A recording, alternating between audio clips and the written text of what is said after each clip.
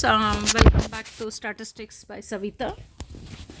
Students ಎಲ್ಲರೂ prepare ಆಗಿದ್ದೀರಾ ಅಂದ್ಕೊಡ್ತೀನಿ. ಕನ್ನಡ ಎಕ್ಸಾಮು ನಾಳೆಗೆ ನಿಮ್ಮದು ಬೇರೆ ಎಕ್ಸಾಮಿಗೆ ಬಂದ ಸೆಂಟ್ರಲ್ಲಿ ಇರುತ್ತೆ. ಹೌದಾ? ನಿಮ್ಮ ಇಷ್ಟು ದಿನ ನೀವು ಕಾಲೇಜ್ಗೆ ಹೋಗ್ತಾ ಇದ್ರಿ, ಬಟ್ ಇವಾಗ ಏನು ಮಾಡ್ತೀರಾ, ಬೇರೆ ಎಕ್ಸಾಮ್ ಸೆಂಟ್ರು ಅದು ಹಾಲ್ ಟಿಕೆಟಲ್ಲೇ ನಿಮಗೆ ಮೆನ್ಷನ್ ಇರುತ್ತೆ. ಹಾಲ್ ಟಿಕೆಟ್ ಪ್ರಕಾರ ಹೋಗ್ತೀರಾ. ಈಗ ನಾನು ಬಂದುಬಿಟ್ಟು ಈ ವಿಡಿಯೋದಲ್ಲಿ ನಿಮ್ಗೆ ಹೆಂಗೆ ಪ್ರಿಪ್ರೇಷನ್, ಏನು ಹಾಲ್ ಪ್ರಿಪ್ರೇಷನ್ ಏನು ತೊಗೊಂಡು ಹೋಗಬೇಕು, ಏನು ಕ್ಯಾರಿ ಮಾಡಬೇಕು ಅಂತ ಹೇಳ್ತಾ ಇದ್ದೀನಿ ನೋಡಿ.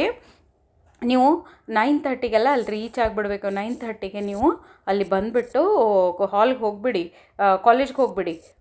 ಯಾವ ಕಾಲೇಜ್ ಬಂದಿದೆ ಅಲ್ಲ ಅಲ್ಲಿ ಹೋಗಿಬಿಡಿ. 9:45ಗೆಲ್ಲ ಎಂಟ್ರಿ ಕೊಟ್ಬಿಡ್ತಾರೆ ನಿಮಗೆ. 9:45ಗೆ ಎಂಟ್ರಿ ಇರುತ್ತೆ ಅಲ್ಲಿ. ಎಂಟ್ರಿಗಿನ ಮುಂಚೆ ನೀವು ಏನೇನು ತೊಗೊಳ್ಬೇಕು ಅಂತಂದರೆ, ನಿಮ್ಮದು ಎಕ್ಸಾಮ್ ಮಟೀರಿಯಲ್ಸ್ ತೊಗೊಳ್ತೀರಾ ಅಂತಂದರೆ ಪೆನ್ಸಿಲು ಅದೆಲ್ಲ ತೊಗೊಂಡ್ಬಿಟ್ಟು ಮತ್ತು ಏನೂ ಇಲ್ಲ, ಹಾಲ್ ಟಿಕೆಟು, ಐಡೆಂಟಿಟಿ ಕಾರ್ಡು ಮತ್ತು ನಿಮ್ಮ ಚೆಸ್ಟ್ ಕಾರ್ಡ್ ತೊಗೊಂಡು ನೀವು ಎಂಟ್ರಿ ತೊಗೊಳ್ತೀರಾ. ಓಕೆ, ಎಂಟ್ರಿ ತೊಗೊಂಡಾಗ 9:50ಗೆ ಬೆಲ್ ಆಗುತ್ತೆ.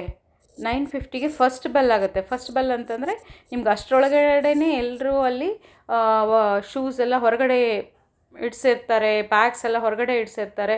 ವಾಚು ಅಲೋವಿಲ್ಲ, ನಿಮಗೆ ವಾಚ್ ಕೂಡ ಅಲೋವಿಲ್ಲ, ಏನನ್ನೂ ಅಲೋವಿಲ್ಲ. ಎಕ್ಸಾಮ್ ಮಟೀರಿಯಲ್ಸು ಮತ್ತು ಹಾಲ್ ಟಿಕೆಟು ಮತ್ತು ಚೆಸ್ಟ್ ಕಾರ್ಡ್ ಬಿಟ್ಟರೆ ಏನೂ ಅಲೋವಿಲ್ಲ. ನಿಮಗೆ ಅಲ್ಲಿ ಇನ್ವಿಜಿಲೇಟರ್ ಏನು ಇರ್ತಾರಲ್ಲ ಎಲ್ಲ ಚೆಕ್ ಮಾಡ್ತಾರೆ ಅವರು. Don't be panic. ನಿಮಗೆ ಇನ್ವಿಜಿಲೇಟ್ರು ಎಲ್ಲ ಫಿಸಿಕಲ್ ಚೆಕಪ್ ಮಾಡ್ತಾರೆ. ಚೆಕಪ್ ಮಾಡಿದಾಗ ನೀವೇನು ಪ್ಯಾನಿಕ್ ಆಗಬೇಡಿ. ಒಂದು ಸಣ್ಣದ ಟಿಕೆಟ್ ಕೂಡ, ಅಂದರೆ ಬಸ್ ಟಿಕೆಟ್ ಕೂಡ ಇಟ್ಕೊಂಡು ಹೋಗಬೇಡಿ ಪಾಕೆಟಲ್ಲಿ.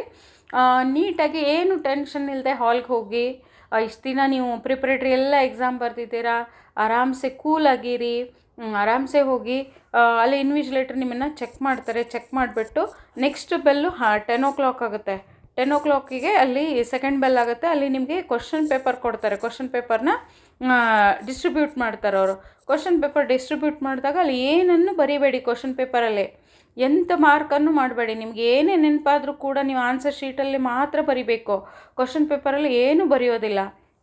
ಒಂದು ಟಿಕ್ ಮಾರ್ಕ್ ಕೂಡ ಹಾಕೋಂಗಿಲ್ಲ. ಟಿಕ್ ಮಾರ್ಕ್ ಕೂಡ ಹಾಕಿದರೂ ಕೂಡ ಅಲ್ಲಿ ನಿಮಗೆ ಅದು ಇದು ಮಾಲ್ ಪ್ರಾಕ್ಟೀಸ್ ಅಂತ ಆಗುತ್ತೆ. ಅಲ್ಲಿ ಕಾಪಿ ಮಾಡ್ತಾರೆ ಅಂತ ಹೇಳ್ತಾರೆ. ನೀವಲ್ಲಿ ಸೆಟ್ಟಿಂಗ್ಸ್ ಕೋಡ್ಸ್ ಇರ್ತಾರೆ ಮತ್ತು ಇನ್ವಿಜಿಲೇಟರ್ ಇರ್ತಾರೆ, ಅಲ್ಲಿ ಅವಾಗವಾಗ ಬಂದು ಚೆಕ್ ಮಾಡ್ತಿರ್ತಾರೆ. ನೀವೇನು ಅದನ್ನು ವರಿ ಮಾಡ್ಕೊಳ್ಬೇಡಿ. ನೀವು ಏನು ಬರಿತಾ ಇದ್ದೀರೋ ಕ್ವಶನ್ ಪೇಪರು ಮತ್ತು ಆನ್ಸರ್ ಶೀಟನ್ನು ತಗೊಂಡ್ಬಿಟ್ಟು ಅದು ಮಾತ್ರ ನಿಮ್ಮ ಕಡೆ ಮಾತ್ರ ನೀವು ಕಾನ್ಸಂಟ್ರೇಟ್ ಆಗಿ ಕೂಲಾಗಿ ಕೂತ್ಕೊಂಡು ಮಾಡ್ತಾಯಿರಿ. ಯಾರೇ ಎಕ್ಸಾಮ್ ಹಾಲಿಗೆ ಬರಲಿ ಹೋಗಲಿ, ಅದನ್ನೇನು ನೀವು ಅದನ್ನು ನೋಡ್ಕೊಂಡು ಕುತ್ಕೋಬೇಡಿ. ಬಂದ ತಕ್ಷಣ ಕ್ವಶನ್ ಪೇಪರ್ ಕೊಟ್ಟ ತಕ್ಷಣ ಕ್ವಶನ್ ಪೇಪರ್ನ ರೀಡ್ ಮಾಡ್ತೀರಾ. 10:10ಗೆ ನಿಮಗೆ ಆನ್ಸರ್ ಶೀಟ್ನ ಅವರು ಪ್ರೊವೈಡ್ ಮಾಡ್ತಾರೆ. ಆನ್ಸರ್ ಶೀಟಲ್ಲಿ ನೀವು ಬರಿಬೇಕಾಗಿರೋದು ನಿಮ್ಮ ರಿಜಿಸ್ಟರ್ ನಂಬರ್ನ, ಕರೆಕ್ಟಾಗಿ ರಿಜಿಸ್ಟರ್ ನಂಬರು, ಸಬ್ಜೆಕ್ಟು ಮತ್ತು ಸಬ್ಜೆಕ್ಟ್ ಕೋಡು ಆ್ಯಂಡ್ ಕೋಡ್ನ ಹಾಕಿಬಿಟ್ಟು ಇಷ್ಟು ಮಾತ್ರ ಅಲ್ಲಿ ಎಂಟ್ರಿ ಇರುತ್ತೆ ನಿಮಗೆ. ಇದಷ್ಟೇ ಎಂಟ್ರಿ ಇರೋದಲ್ಲಿ ಅದಷ್ಟು ಎಂಟ್ರಿ ಮಾಡ್ಕೊಂಡ್ಬಿಡ್ತೀರ. ಮಾಡ್ಕೊಂಡ್ಬಿಟ್ಟು 10:15ಗೆ ಒಂದು ಬೆಲ್ ಆಗುತ್ತೆ ನಿಮಗೆ, ಥರ್ಡ್ ಬೆಲ್ಲು. ಅಂದರೆ ಒಂದು ಎಂಟ್ರಿ ಬೆಲ್ಲು, ಒಂದು ಕ್ವಶನ್ ಪೇಪರಿಗೆ ಬೆಲ್ಲು, ಒಂದು ಸ್ಟಾರ್ಟ್ ರೈಟಿಂಗ್ ಅಂತ. ಅಲ್ಲಿ 10:15ಗೆ ಬೆಲ್ ಆದಾಗ ನೀವು ಸ್ಟಾರ್ಟ್ ಮಾಡ್ತೀರಾ. ಸ್ಟಾರ್ಟ್ ಮಾಡಿಬಿಟ್ಟು ನಿಮ್ಗೆ ಏನೇ ನೆನಪಾದರೂ ಕೂಡ ಲಾಸ್ಟ್ ಪೇಜಲ್ಲಿ ನೀವು ಬರ್ಕೊಳ್ಬೋದು. ರಫ್ ಅಂತ ಹಾಕಿಬಿಟ್ಟು ಲಾಸ್ಟ್ ಪೇಜಲ್ಲಿ ಏನೇ ಫಸ್ಟು ನಿಮಗೆ ನೆನಪಾಗಿದ್ದರೂ ಕೂಡ ಅದನ್ನು ಲಾಸ್ಟ್ ಪೇಜಲ್ಲಿ ರಫ್ ಮಾಡಿಕೊಂಡು ಅದನ್ನು ಬರಿಬೋದು. ಯಾಕಂದರೆ ಚೆಕ್ ಮಾಡೋರು ಹೆಂಗಿರ್ತಾರೆ ಅಂತಂದರೆ, ನಿಮಗೆ ಅಲ್ಲಿ ಚೆಕ್ ಮಾಡಲ್ಲ. ಲಾಸ್ಟ್ ಪೇಜಲ್ಲಿ ಏನಿರುತ್ತಲ್ಲ ಅದನ್ನು ಚೆಕ್ ಮಾಡಲ್ಲ. ನೀವು ರಫ್ ಅಂತ ಬರೆದು ಇಟ್ಟಿದ್ರಿ ಅಂತಂದರೆ ಈಗ ಬರೀಲಿಕ್ಕೆ ಸ್ಟಾರ್ಟ್ ಮಾಡ್ತೀರಾ. ನೀವು ಬರೀಲಿಕ್ಕೆ ಸ್ಟಾರ್ಟ್ ಮಾಡಿ ಅದನ್ನು ನೀಟಾಗಿ 10:15 to 1 o'clockವರೆಗೂ ನೀವು ಬರಿತಾ ಹೋಗ್ತೀರಾ. ಹೌದಾ? 1 o'clock ಅಂತಂದರೆ ನೀವು 9:50ಗೆಲ್ಲ 12:50ಗೆ ಇನ್ನೊಂದು ಬೆಲ್ ಆಗುತ್ತೆ ನಿಮಗೆ, warning bell. Okay, warning bell ಆದ ತಕ್ಷಣ ಅವ್ರು ಹೇಳ್ತಾರೆ ನಿಮಗೆ ಪೇಜ್ ಕೌಂಟ್ ಮಾಡಿ, ನಂಬರ್ ಆಫ್ ಪೇಜಸ್ಸು ಎಷ್ಟು ಇದೆ ಅಂತ ಬರಿಬೇಕಾಗುತ್ತೆ. ನೀವಲ್ಲಿ ನಂಬರ್ ಆಫ್ ಪೇಜಸ್ನ ಎಲ್ಲನೂ ಅಲ್ಲಿ ಬರ್ಕೊಂಡು ಹೋಗ್ತೀರಾ. ಕರೆಕ್ಟಾಗಿ ಎಣಿಸ್ಬಿಟ್ಟು, ಈಗ 18 ಪೇಜಸ್ ಇದ್ದರೆ 18 ಪೇಜಸ್ಸು, 18-18 ಅಲ್ಲಿ ಸಾಕಾಗುತ್ತೆ ನಿಮಗೆ. ಒಂದೇ ಪೇಪರ್ ಬುಕ್ಲೆಟ್ಟೇ ಸಾಕಾಗುತ್ತೆ. ಇನ್ನೊಂದು ಎಕ್ಸ್ಟ್ರಾ ಬೇಕಂದ್ರೂ ಮ್ಯಾಥಮೆಟಿಕ್ಸ್ಗೋ ಅಥವಾ ಯಾವುದೇ ಒಂದು ಇದಕ್ಕಾದರೂ ತೊಗೊಳ್ಬೋದು ಅಷ್ಟೇ. ನೀವು ಸಪ್ಲಿಮೆಂಟ್ ಅಂತೂ ಕೊಡ್ತಾರವರು, ಬಟ್ ಅವಶ್ಯ ಬೀಳೋದಿಲ್ಲ ಅಂತ ನಾನು ಅಂದ್ಕೊಳ್ತೀನಿ. ಅಲ್ಲಿ 18 ಪೇಜಸ್ಸು ಫಸ್ಟ್ ಈಗ 28 ಪೇಜಸ್ ಅಂದ್ಕೊಳ್ತೀನಿ. 28 ಪೇಜಸ್ ಮೇನ್ ಶೀಟಲ್ಲಿ, ಪ್ಲಸ್ ನೀವು ಎಡಿಷನ್ ಶೀಟ್ ಏನು ಕಟ್ತೀರಲ್ಲ, ಆ ಎಡಿಷನ್ ಶೀಟಲ್ಲಿ ಒಂದು 2 ಪೇಜಸ್ ಕಟ್ಟಿದ್ರು ಕೂಡ ಅಲ್ಲಿ ಟೋಟಲ್ ಬಂದುಬಿಟ್ಟು 30 ಪೇಜಸ್ ಅಂತ ಬರೀತೀರಾ. ಇಲ್ಲ ಅಂದರೆ 18-18 ಅಂತ ಅಥವಾ 10-10 ಅಂತ ಬರೀತೀರಿ.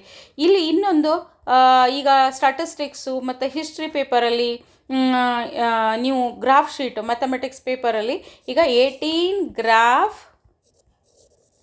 ಅಂತ ಬರೆದು ಇಲ್ಲಿ 18 + ಗ್ರಾಫ್ ಅಂತ ಹಾಕ್ತೀವಿ. ಓಕೆ, ಇದು ಪೇಜ್ ನಂಬರ್ ಬರೆಯೋದು. ಮತ್ತು ಇಲ್ಲಿ ಏನೇನಪ್ಪ ಅಂತಂದರೆ ಶೂಸ್ ಅಲೋವಿಲ್ಲ, ಬಾಟಲ್ಸು ಟ್ರಾನ್ಸ್ಪರೆಂಟ್ ಬಾಟಲ್ಸ್ ಅಲೋವಿದೆ ಮಾತ್ರ. ನೀರು ಕುಡಿಲಿಕ್ಕೂ ನಿಮಗೆ ಟ್ರಾನ್ಸ್ಪರೆಂಟ್ ಬಾಟಲ್ ಮಾತ್ರ ಅಲೋವಿದೆ. ಮತ್ತು ಅದನ್ನು ಬಿಟ್ಟರೆ ಅಲ್ಲಿ ಏನದು ನೀವು ಬೇರೆ ಏನನ್ನು ಅಲೋ ಮಾಡಲ್ಲ ಅಲ್ಲ ಅವರು. ಇದನ್ನು ಕಂಪ್ಲೀಟಾಗಿ ನೀವು ಮುಗಿಸ್ಬಿಟ್ಟು ಹೊರಗಡೆ ಬರ್ತೀರಾ. ನೀವು ಇನ್ನೊಂದು ನಾನು ಹೇಳೋದಂದರೆ, ನೀವು ಬ್ರೇಕ್ಫಾಸ್ಟ್ ಲೈಟಾಗಿ ಬ್ರೇಕ್ಫಾಸ್ಟ್ ಮಾಡ್ಕೊಂಡು ಹೋದರೆ ಬೆಟ್ರು. ಯಾಕಂತಂದರೆ ಯಾವಾಗಲೂ ಫಿಸಿಕಲ್ ಬಾಡಿ ಫಿಟ್ ಇದ್ದಾಗ ಮಾತ್ರ ನಿಮಗೆ ಮೆಂಟಲಿ ನೀವು ಪ್ರಿಪೇರ್ ಇರ್ತೀರಾ, ಮತ್ತು ಮೆಮರಿ ಪವರು ರೀಕಾಲ್ ಆಗುತ್ತೆ ನಿಮಗೆ. ದಟ್ಸ್ ವೈ ನೀವು ಕಂಪಲ್ಸರಿ ಎಕ್ಸಾಮ್ ಇದೆ, ನನಗೆ ತಿನ್ನೋಕ್ಕಾಗಲ್ಲ, ಓದ್ತಾ ಲಾಸ್ಟ್ ಮಿನಿಟ್ವರೆಗೂ ಓದೋದು ಅದೆಲ್ಲ ಮಾಡಬೇಡಿ. ತಿಂದ್ಕೊಂಡು ಚೆನ್ನಾಗಿ ತಿಂದ್ಕೊಂಡು ಹೋಗಿ, ಚೆನ್ನಾಗಿ ಅಂದರೆ ಲೈಟಾಗಿ ತಿಂದ್ಕೊಂಡು ಹೋಗಿಬಿಟ್ಟು ಅಲ್ಲಿ ಬಾಟಲ್ ಮಾತ್ರ ಕ್ಯಾರಿ ಮಾಡ್ಕೊಂಡ್ಬಿಟ್ಟು ಒಳಗಡೆ ಹಾಲೊಳಗೆ ಇನ್ವಿಜಿಲೇಟರ್ದು ನೀವು ಕೂಲಾಗಿ ಇರಿ. ಅಲ್ಲಿ ಯಾರು ನಿಮ್ಮನ್ನ ಏನನ್ನೂ ಅಲ್ಲಿ ಹೆದರಿಸಲ್ಲ, ಏನು ನೀವು ಕೂಲಾಗಿ ಬರೆದ್ರೆ ಸಾಕು ಅಷ್ಟೇ. ಓಕೆ ಸ್ಟೂಡೆಂಟ್ಸ್, ಇದು ನಂದು ಇಷ್ಟು ನಿಮ್ಮದು ಇನ್ಸ್ಟ್ರಕ್ಷನ್ನು. ನೀವೆಲ್ಲರೂ ಔಟ್ ಸ್ಕೋರ್ ಮಾಡ್ತೀರಾ. ನಂದು ವಿಶ್ ಇದೆ ನಿಮ್ಮ ಜೊತೆ. All the best students.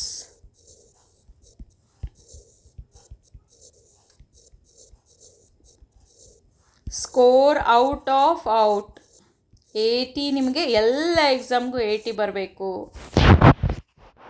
Thank you for watching the video.